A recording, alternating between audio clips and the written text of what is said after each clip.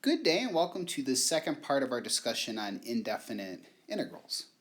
And let's begin with a reminder. We use the notation integral of f of x dx to represent the indefinite integral of f of x.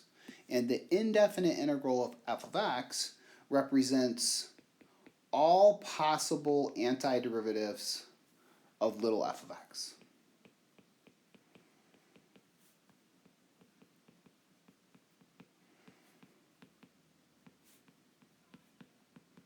And as anti-differentiation plays an important role in the fundamental theorem of calculus and evaluating definite integrals, it's important that we are quick and efficient with our antiderivatives and hence our indefinite integrals, which is really just giving them a new name. Taking our table of common antiderivatives from earlier, we can convert that into a table of common indefinite integrals, as we did in our previous video. So they would be as follows. The antiderivative of k is kx, and then we always put a plus c. For x to the n, the indefinite integral would be 1 over n plus 1, x to the n plus 1, plus c. And antiderivative of cosine is sine. For sine, it would be minus cosine. The indefinite integral of secant squared is tangent, plus c. And for secant tangent, it is secant plus c. So make sure you are quick and efficient with using these formulas. Hopefully you've paused your video, or even before starting this video, you've taken some time to work through these remaining examples. A common thing that we need to do in order to evaluate an indefinite integral is to somehow manipulate the integrand algebraically so that we are able to get it to break down to those indefinite integrals we have in our common table.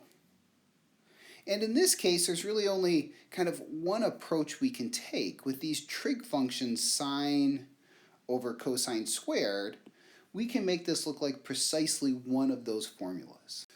Though I will foreshadow a bit and say in our next section, when we talk about something called a substitution, we will have other approaches.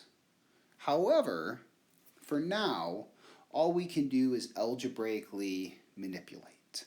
And it looks as though we can make this turn into the secant tangent formula. So we can rewrite as 1 over cosine theta times sine theta over cosine theta. And note the independent variable we use, whether it's theta, x, t, or any other symbol of choice, is irrelevant. 1 over cosine is secant. Sine over cosine is tangent. And this is one of our common indefinite integrals. Secant theta plus c. And note the key step for this problem is just realizing that we somehow have to rewrite or manipulate this to get it to compare with something in our table of common antiderivatives. So the only real approach at this point is to rewrite it as secant times tangent. We're going to take a similar approach for this next example. In its current form, I will say clearly have no formula in our table of common indefinite integrals that we can compare this to. But there's a common technique we've used multiple times with differentiation and anti-differentiation, and that is to rewrite this as 3 separate fractions.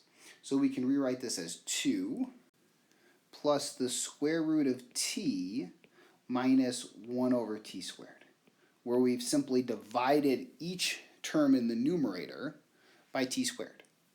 And just to rewrite a few of these terms a bit more conveniently for taking the indefinite integral, we can make that t to the 1/2 minus t to the minus 2. And now, determining this indefinite integral one term at a time, going from left to right. And antiderivative of 2 is 2t. For t to the 1/2, we note that this is that formula that undoes the power rule with n equals 1/2. So we would have 1 over 1/2 plus 1, t raised to that same power. Similarly, we're subtracting away, and we need the antiderivative when n is minus 2. So minus 2 plus 1 is minus 1. So we have 1 over minus 1, t to the minus 1. And this is an indefinite integral, so we put a plus c. And whenever we're dealing with kind of these complex fractions or negative powers, we should be able to go ahead and rewrite this with one extra step. So plus 2/3 t to the 3/2 minus a minus 1 is plus 1 over t plus c.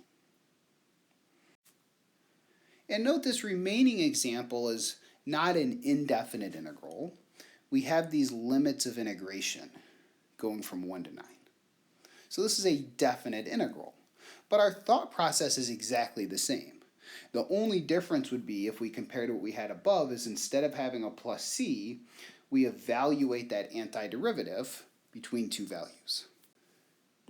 And to get started, once again, we need to do a small bit of algebraic manipulation, which seems to be a theme in these examples.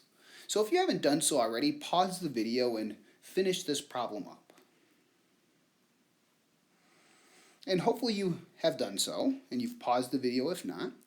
Going through and simplifying, this would be 3 square roots of x minus 2 over the square root of x. So in terms of powers of x, which is the most convenient way to express these to anti-differentiate, we have 3x to the 1/2 minus 2x to the minus 1/2. Then we go ahead and we anti-differentiate term by term. And note with each of these terms, we are going to be using the same formula we've used above. We're going to be undoing the power rule. So with n equals 1/2 in the first term, 1/2 plus 1 is 3/2. So we have 1 over 3/2 x to the 3/2. And with that second term, x to the minus 1/2, n is equal to minus 1/2. So we have 1 over minus 1/2 plus 1, which is positive 1/2, x to the positive 1/2. And we're going from 9 to 1. So rewriting slightly, 3 times 2/3 is 2, minus 2 times 2 is 4, and we're going from 9 to 1. So substitute in x equals 9.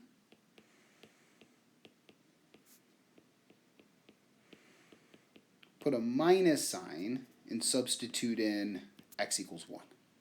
And as usual, there is quite a bit of arithmetic we can do here. It should simplify quite nicely if we note the square root of 9 is 3, but I'm perfectly fine with you leaving it in this form. This finishes up our discussion of the indefinite integral. In our next section, we will move on to something called substitution, which is a more advanced method or technique of integration. And as usual, make sure to take the time, practice suggested problems. If you have questions, please let me know. So stay tuned and take care.